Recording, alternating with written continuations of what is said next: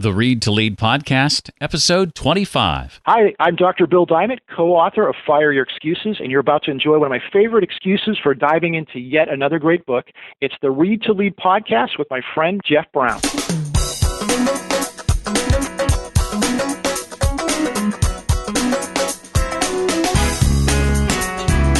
The argument that I am making throughout the book is that the more successfully you forget yourself and your selfish motivations, the more successful you will be in life, both professionally and personally. Welcome to the Read to Lead podcast with Jeff Brown.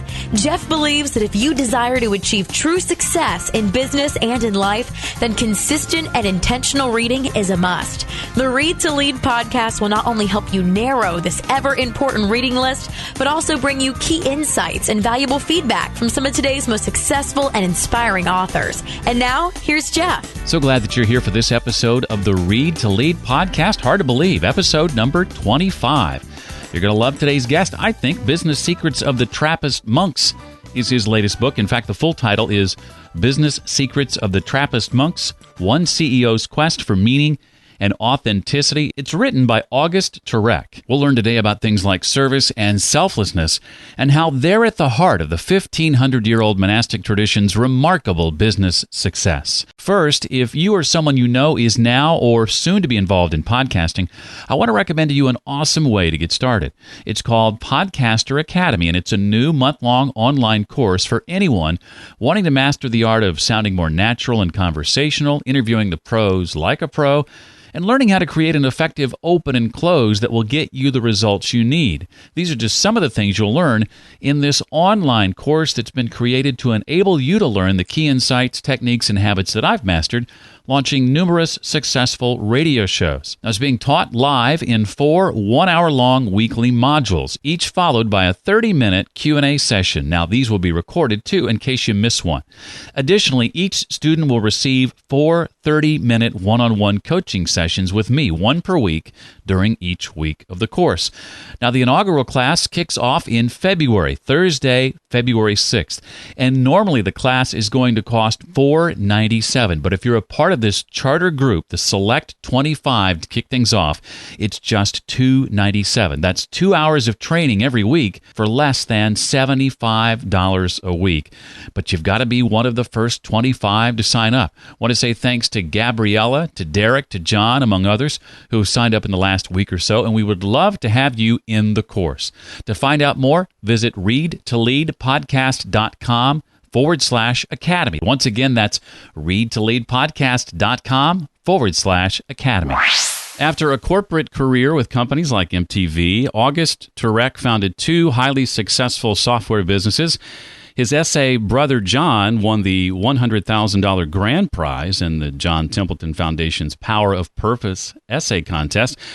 August has been featured in the Wall Street Journal, Fast Company, Selling Magazine, the New York Times, and Business Week, and is a popular leadership contributor, I should say, at Forbes.com. And he's the author of Business Secrets of the Trappist Monks, One CEO's Quest for Meaning and Authenticity, and we are excited to have him as our guest today on the Read to Lead podcast. August, welcome.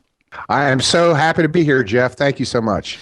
You were just telling me, I want you to share about this nomination from 1-800-CEO-READ. This is really cool. 1-800-CEO-READ has these book awards, business book awards, and I just found out today, as a matter of fact, that Business Secrets of the Trappist Monks is on the short list. So we're now down to about 6 or 7 books in the management category among all the books on management for 2013.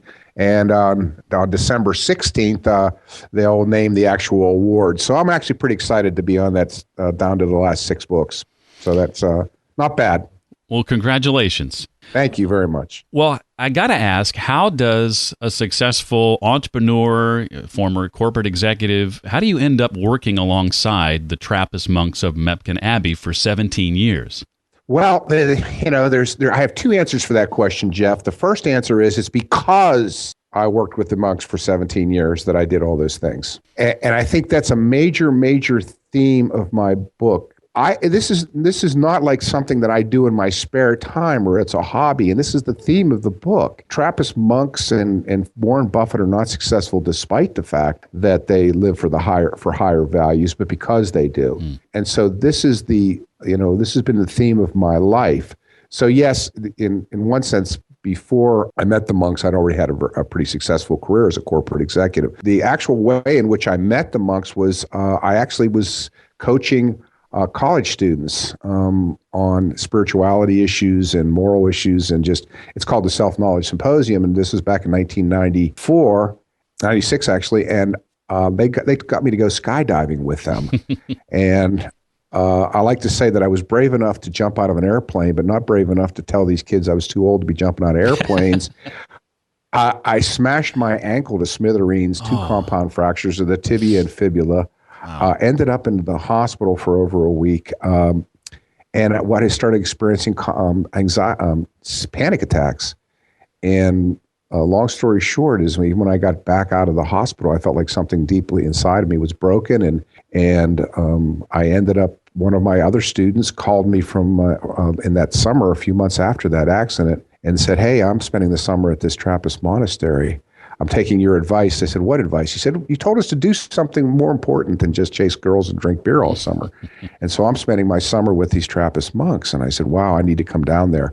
And it just was spontaneous. So that very weekend, they invited me to come down, and I've been going back ever since. That was 17 years ago in 1996. And I talk about this in my book, telling people a little more details about it. And I said, writing this book about the Trappist monks in Mepkin, for me, what I owe them is not just the business success, but so much more, because they were the ones that shepherded me through a very, very dark time of my life. 1996 was also the year I moved into my own monastery, otherwise known as Nashville, Tennessee, and I've been here ever since. Well, you mentioned that you believe that if we take these lessons to heart, we'll enjoy a more meaningful and satisfying personal life. So is your book a religious book necessarily, or would you say no? I would say that my book can be taken either way. I mean, I worked very, very hard, as I say in the preface to the book, to make sure that this is not religious in the sense that I don't require you to be a believer. I don't require you to be a Christian. I don't expect you to be a believer or a Christian. Again, the question would be, do you consider the movie The Matrix a religious movie or not? Do you consider Groundhog Day a religious movie or not? Do you believe Star Wars is a religious movie? I mean, there's tons and tons of literature that has been written about Star Wars and those movies that I just mentioned, and Truman Show. It's so many others where people take the religious truths and unpack them. On the other hand, there's millions and hundreds of millions of people that just go and sit back and see a sci-fi movie or a fantasy or whatever they want to think it is. So I think my book is along those same lines. But what I really meant when I said that is that the entire hero's journey that I talk about so much in the book, which these movies, by the way, are all based on, is this movement from selfishness to selflessness. And the argument that I am making throughout the book, both in business and in your personal life, is that the more successfully you forget yourself and your selfish motivations, the more successful you will be in life. And that is both in business, professionally, and personally. It is in our self-interest to forget our self-interest. Absolutely. We usually think that, that this kind of is alien to a business environment. But I like to point out that as a person, I'm a salesman. I came up through sales, eventually was vice president of sales, and et cetera, and eventually started a couple sales-driven companies. And every great salesman realizes at some point along the line that the more he successfully forgets himself, forgets his commissions, forgets his quota, forgets his numbers, forgets even his own product, and fanatically focuses on serving his customers' needs selflessly, the more product he moves, the more money he makes, the easier it is to make his quota. And I mean that. Let me go back. Forget your product. Because I studied under Louis R. Mobley, who started the IBM Executive School in 1956. And he said, we used to preach to the executives all the time, IBM doesn't sell drill bits, IBM sells holes. Forget about the drill bits. Focus on the hole. What holes does the customer want? And once you understand what holes he needs, then help him craft the drill bit that he needs. But don't start going out there peddling drill bits. So let's look at leadership as another example. the task of leadership is not to make me successful, it's to make other people successful. The more successfully that I make other people successful, the faster I become successful. So in sales, my success is a byproduct of the customer's success. In leadership, my success is a byproduct of someone else's success, the people that I'm leading. And this is true of corporations. The more successfully the corporations forget their profit motivation and focus on serving their customers, the more the profit will take care of itself. So you want to get a little religious here? Let's use it metaphorically or let's use it literally. You can choose. I'm agnostic about it. Seek first the kingdom of heaven and everything will take care of itself. Or what I am saying is seek first the kingdom of selflessness and everything else will take care of itself. The things that you think you want in life, the things that you think you need in life will be taken care of for you as a byproduct of your selflessness. And this is what I learned from the Trappist monks. Yeah, seek first the kingdom. That's Matthew 6:33, if I'm not mistaken. All right, there you go. In chapter 2, you say that what we really want from our lives is transformation. I think one of the monks called it transcendence. And that if we want in our organizations the kind of employee engagement and customer loyalty that we see at Mepkin Abbey, then we have to be able to offer people the chance to satisfy this hunger for transformation. So what does applying that monastic model then look like for organizations? I believe that all human motivation can be mapped onto a hunger for transformation. And all of life is a longing. Every acorn's longing to be transformed into an oak. An acorn does not learn to be an oak. An acorn is transformed into an oak. And so all of human motivation is a longing for a transformation. Now, there's 3 types of transformation, however. When a thirsty man drinks, he transforms his condition. When a poor man hits the lottery, he transforms his circumstance. And when Mr. Scrooge wakes up on Christmas morning, an utterly new man, he has experienced a transformation of being. So all 3 of these transformations are necessary for life. When we're hungry, we need to eat. When when you have 4 or 5 kids, then you need a bigger house. But often what's neglected is we don't even understand that we're really ultimately longing for this transformation of being, which I define as a transformation from selfishness to selflessness, as is Mr. Scrooge. And if you look at every religious model, for example, whether it's Buddha or Jesus or whatever, what are they all preaching? Selflessness. So, and all these heroic tales are heroic tales of even Groundhog Day is a story of the transformational journey of Bill Murray being transformed from a selfish, SOB into a selfless loving human being. And we flock to these movies. So this is a universal drive. Now, my point is that where we go wrong is that we try to substitute transformations of circumstance or transformations of condition for the transformation of being that we really want. So we use comfort food to try to fill the hole in our soul, and we just get fat. And we try to use power or, take, for example, the need for fame. I think people who are longing or have too great a need for fame are really thinking deep down inside that if I could just change everyone's opinion of me, that would somehow change me. That would give me the transformation of being that I really want. Well, of course, they find out that doesn't happen. And at the same time, they need to keep up the pretext. They have to keep playing the role that got them the fame in the first place. And they kind of feel like phonies deep inside. And I think this is one of the reasons why celebrities so often self-destruct. So I think what we have to do, first of all, intellectually, is acknowledge that there's this longing for a transformation of being. And what I illustrate in the book is what I call transformational organizations. And transformational organizations are super successful because they offer people this opportunity for a transformation of being. The monastery is one. The Alcoholics Anonymous is another super successful organization. The Marine Corps, Lewis R. Mobley's IBM Executive School was a 12-week spirit. He even admitted it to me when I finally met him. He had already retired from IBM. He said, I didn't use the word. He said, but my 12-week IBM Executive School was a spiritual boot camp. Well, related to that, you share your personal story of being on this high at this Rolling Stone concert. I thought this was a great story, and kind of how you responded that after that high was over. Can you share a little bit of that? Well, this is when I was in 1972. I was 20 years old. I was huge. Me and all my friends, we were huge Rolling Stones fans. And through some hustle and some pure luck, we ended up with 4 tickets to the Rolling Stones concert, front row seats. And I actually went out and bought an Uncle Sam hat to wear to the concert because Jagger had worn a similar hat in the previous concert. His Get Your Yayas Out tour was the previous concert tour.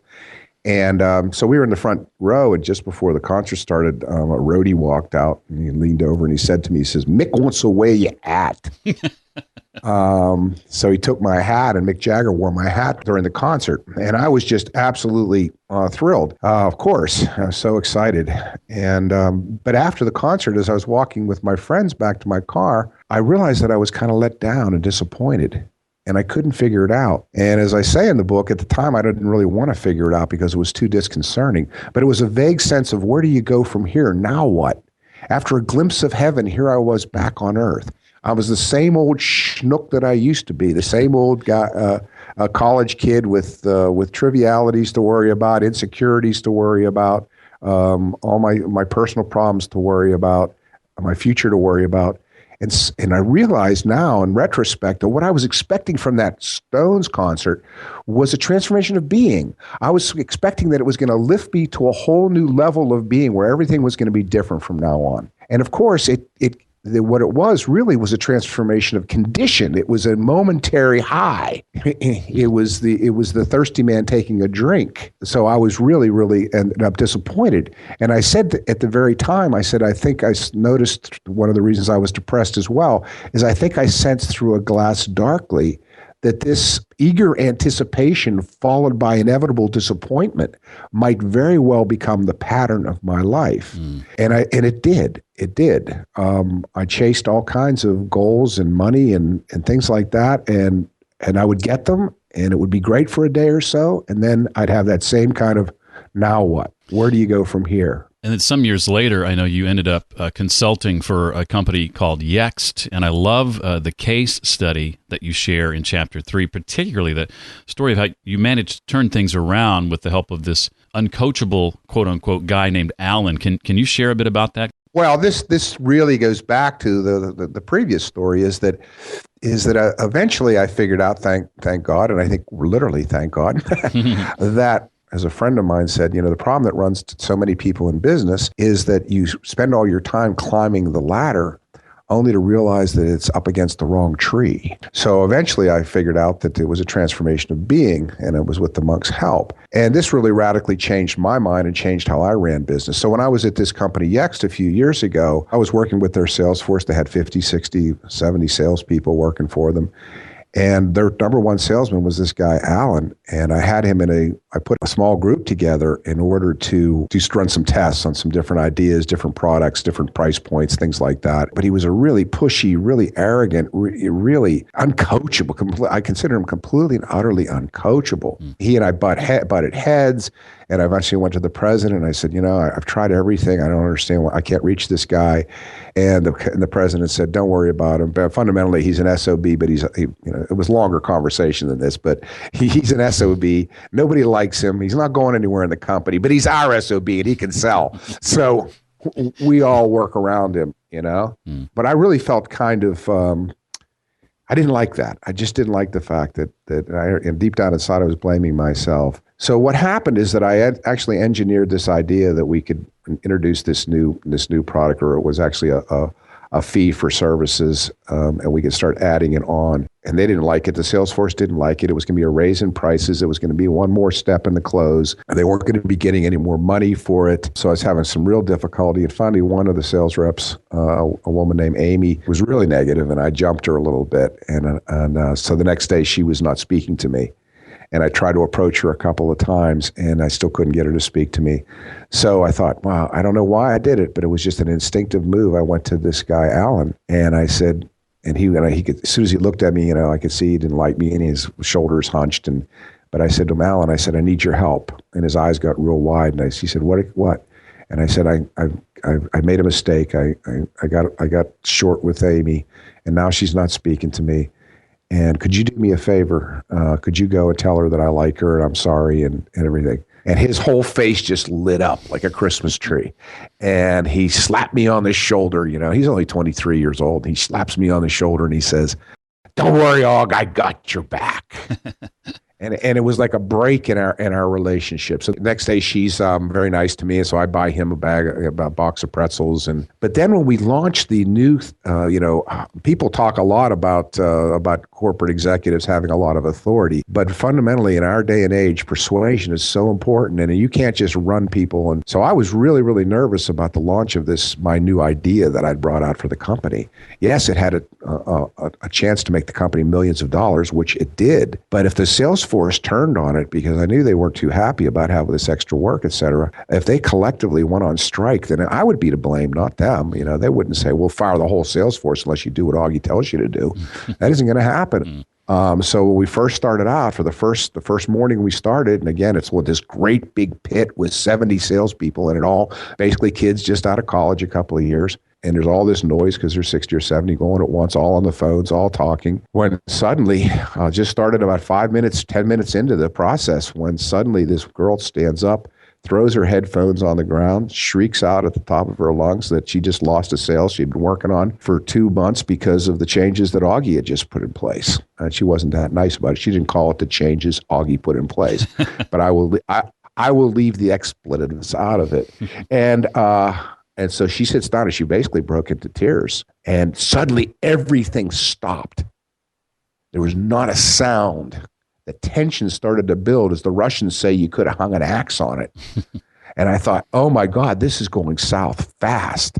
I got to do something. But even though I had 30 years of sales experience and management experience, I didn't know what to do. And I was frozen. I was watching all this from the door of my office, and they didn't even know that I was watching them. Suddenly, out of nowhere, this guy, Alan, appears and sits down and starts helping this girl and saves the sale for him. And the punchline of all this is that only a few days before this, he had come, because I had reached out to him, he had come to me privately.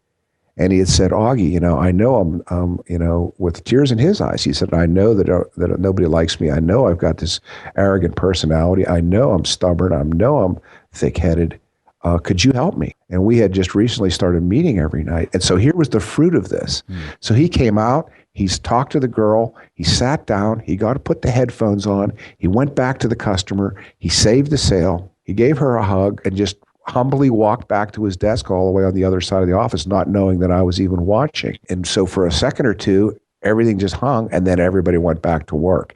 So not only did Alan, with that one gesture of service and selflessness, help this girl get back her sale and all that stuff, but in one fell swoop, he proved to everybody in that room, 70 other salespeople, that this was doable, that this was no big deal, that let's just do it. And we never had another problem with the sales force after that. And the whole new product launch that I had engineered went through flawlessly. The company ended up making millions of dollars on a monthly basis because it was recurring revenue. And I looked back on that later and I said, wait a second, it was my ability or my willingness to reach out to him and admit that I had been wrong and to ask for his help that created the circumstances where he, in turn, felt he could show his vulnerability to me. And he had then said he wanted a transformation of being. He didn't want a transformation in his sales skills. He didn't want to learn a few more tips from me. He wanted to become a different kind of person completely. And it was his longing for that transformation, the opening between the two of us, that led to him helping this girl, which led to the company making millions and millions of dollars. This isn't some kind of arcane, tree hugging kind of stuff. This is an example of where my example and the help that the monks had given me, the way in which they had transformed me and my leadership model and my leadership style, ended up helping one person, and that one person made millions and millions of dollars for a company.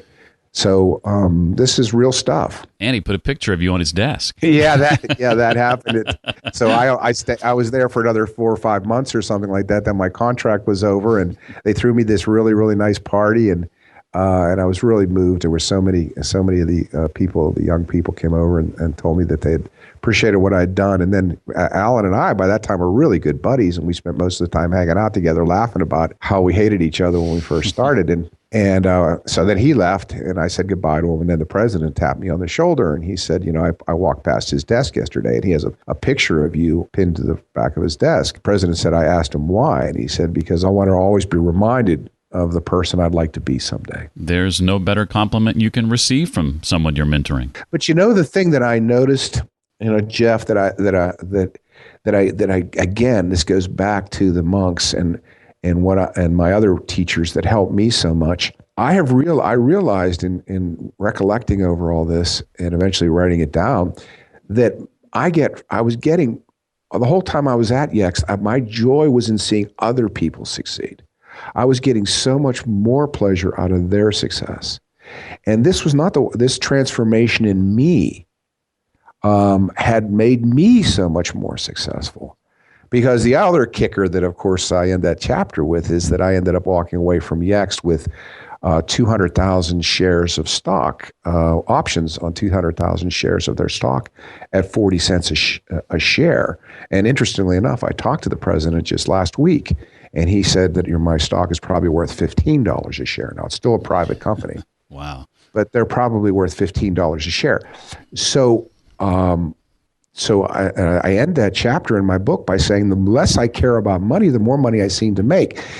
And the point being that the more my pleasure comes from seeing other people become successful, the more successful I become. Mm-hmm. Seek first the kingdom. Everything else will happen to you as a byproduct. And the service leads to a byproduct of success for you. Would you say that of all the leadership lessons you've learned, Augie, that one is the most important? Oh, absolutely. Absolutely. To me, I think that the most important lesson that I have learned about leadership and about business generally really has its seeds, at least, or its genesis going all the way back before the monks to Louis R. Mobley, who was the guy who started the IBM Executive School in 1956 and ran it till 1966. And I like to tell the story about how I met him because during my 20s, I used to travel around the country, and everywhere I went, I always looked for people that could help me become a better human being. I wasn't even in business at the time, and I wasn't even imagining a business career. I was interested in spirituality, I was interested in philosophy, but what I developed a habit of doing is going to bookstores and asking the owner. Back in those days, there were bookstores with owners, they weren't chains. And I'd ask the owner for the coolest people in town and who could I learn from? Who could teach me something? And I was in a bookstore in Washington, D.C., and he gave me the name of this guy, Louis Mobley. That's all I knew. He said, this guy's cool, call him up. I called him up, told him I'd heard he was cool and he might be able to tell me something about life. And he said, come on out. And he invited me out. And it turns out he lives on this big estate outside of Columbia, Maryland. It turns out that he's the founder of the IBM Executive School, ran it for 10 years. He's now retired. He ends up, we sit up all night long talking about everything from NATO to Plato. And before you know it, I end up moving into his house as his protege and living with his family. And he's teaching me and everything. But what he told me was the essence of what he learned in the IBM Executive School. He almost failed when he first started the IBM Executive School because he thought that leadership was a function of skills and knowledge, that you could come up with a list of skills. And if you imparted those skills, in other words, supervisors type 30 words a minute. Middle managers type 60 words a minute. Executives type 90 words a minute. And he made the mistake of thinking that that's what it was. He said, what makes great leaders is not skills and knowledge, but values and attitudes. The great revelation that has continued ever since then from talking to him is it's your character that matters. There's a great a quote, I've tried to find the source of it, but it seems to be anonymous. What's your thoughts? Because they become your actions. What's your actions? Because they become your habits. What's your habits? Because they become your character.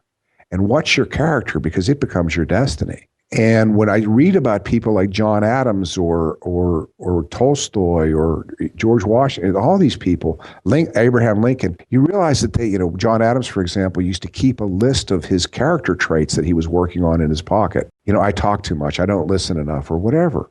And Tolstoy did the same thing. And so what's most important is the kind of human being you are, the character that you have.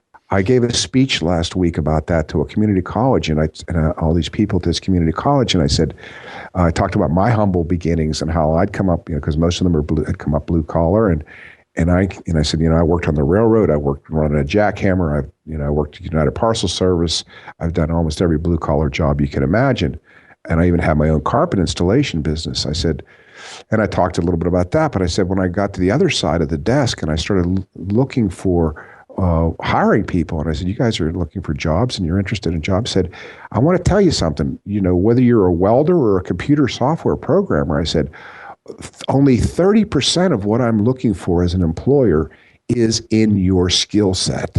And in a lot of cases, I am happy to provide you with the skills that I need. What I can't provide you with, or what I can hope to help you along the line, is your character. Do you see the glass as half full or half empty? Do you see problems as something to get depressed about or as opportunities? Do you like to see other people succeed, or are you jealous of their success? Do you promote other people, or you like to tear other people down? Are you the kind of person that talks behind people's back? Are you the kind of person who's always trying to find out who's making more money than you are and causing trouble over it? Or are you the kind of person that always wants to pitch in, that sees something that needs to be done and just goes ahead and does it? Are you the kind of person that's the first one in and the last one out? Are you goal-oriented? Are these the kinds of things that are so important? And these are the things that you pick up through this transformational journey. And these are not skills. These are the way it's Father Christian, who I quote extensively in the book. I mentioned this quote from him in that essay that I wrote to win the Templeton Prize. He said to me one time, "Augie, remember, all philosophical problems are at heart moral problems. It all comes down to how you intend to live your life." And I just, to me, if I had a class that said Determination 101, come to this class and I'll teach you how to be a determined human being, nobody would come. But if it's computer models to pick stocks 101, I'll get 1,000 people to come to that. People want skills, but they don't understand how important the overall values are. Augie, I have a couple of questions I want to ask you, not directly related to the book. But before we go there, is there anything else from the book that you'd like to make sure we take away from this conversation? Well, I think there's only one other thing that I would say, which gets back to your previous question what is the most important? What are the foundational principles that I've learned about business and especially from the monks, is have a higher purpose. You have to aim past the target in life. One of the quotes that I put in the book is, don't concentrate on being good at business. Concentrate on aiming past that target.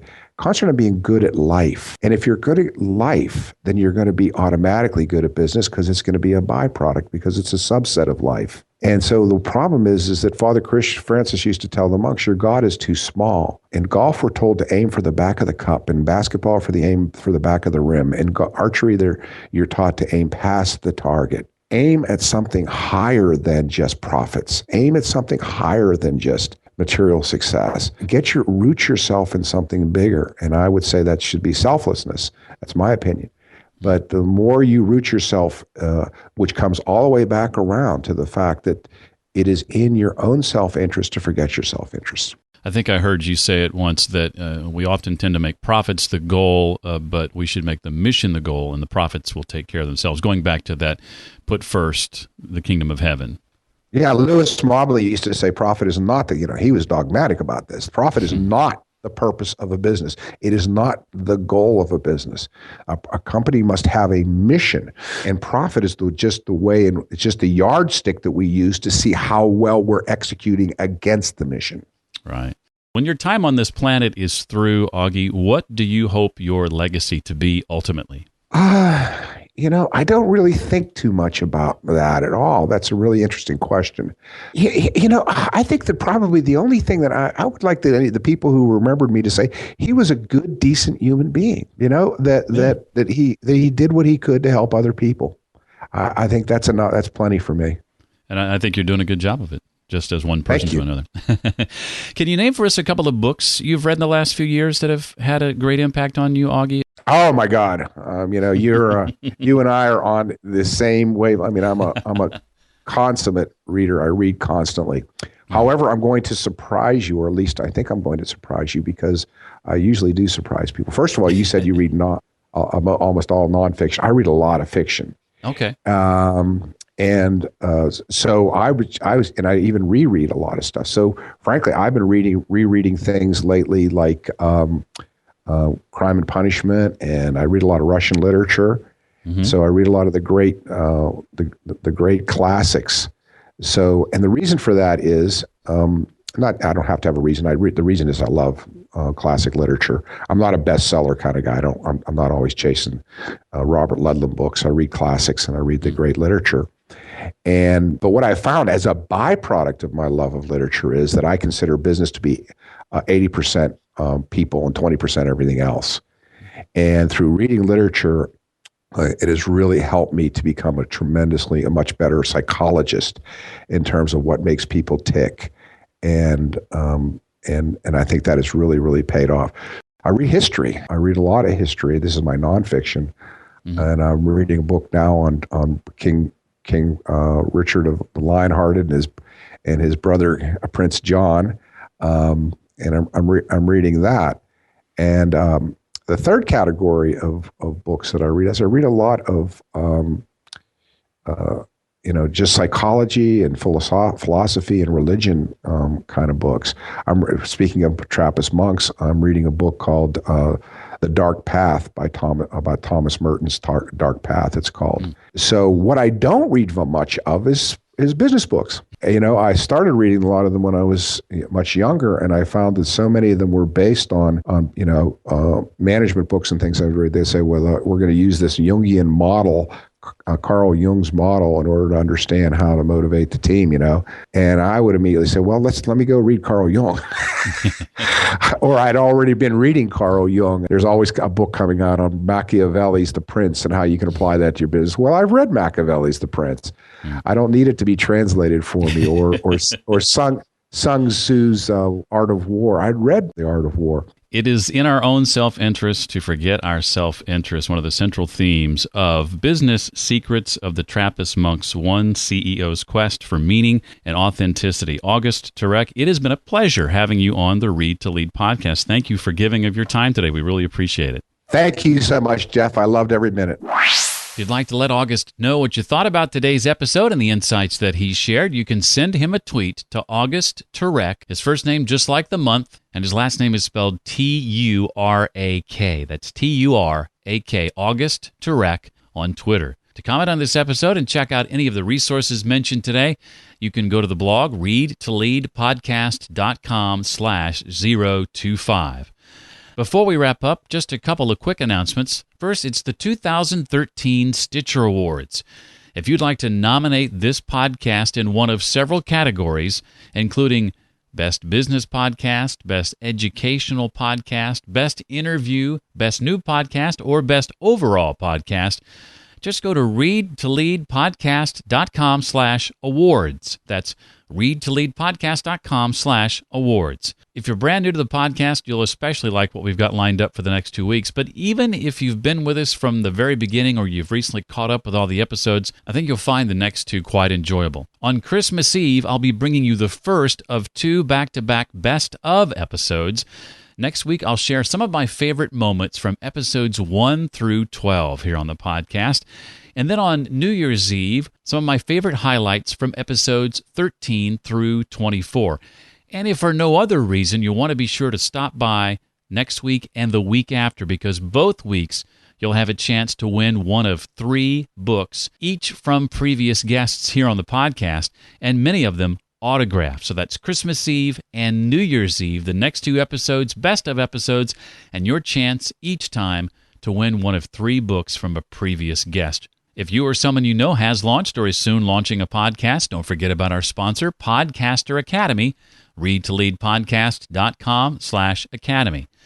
And finally, if you've yet to rate the podcast, I hope you'll do so soon. There's 2 ways you can do that, and it helps keep the podcast visible and findable by new people. And if you give it a 5-star rating and leave a review, I'll be sure to mention you by name in an upcoming episode as a way to say thanks. To rate and review the podcast in iTunes, visit readtoleadpodcast.com/iTunes. To rate and review the podcast on Stitcher, go to readtoleadpodcast.com/Stitcher. Our latest iTunes reviews come from Dr. Bill in OC, also AEHS01. There's SS Sharmy, and the latest Podcaster Academy student, Derek Olson. And on the Stitcher side, I want to say thanks to Chris41272 for his 5-star review, and also 5-star reviews from Self-Employed King, Alex Designs, The Overwhelmed Brain, Rick Noblet, Connie K., and John Lee Dumas. Thanks to each and every one of you for your 5-star reviews on Stitcher. Well, that's going to do it for this week. I hope to see you next time, Christmas Eve, for the Read to Lead podcast. Thanks so much for listening to the Read to Lead podcast. As a subscriber, we challenge you to be more than just a passive listener. Become a vital member of the community. Visit us on the web at readtoleadpodcast.com and chat with other members at facebook.com/readtoleadnation. Until next time, remember, leaders read and readers lead.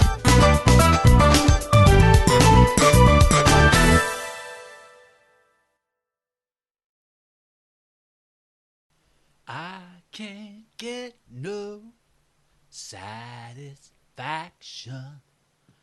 I can't get no satisfaction. And I try, and I try, and I try, and I try. I can't get no satisfaction.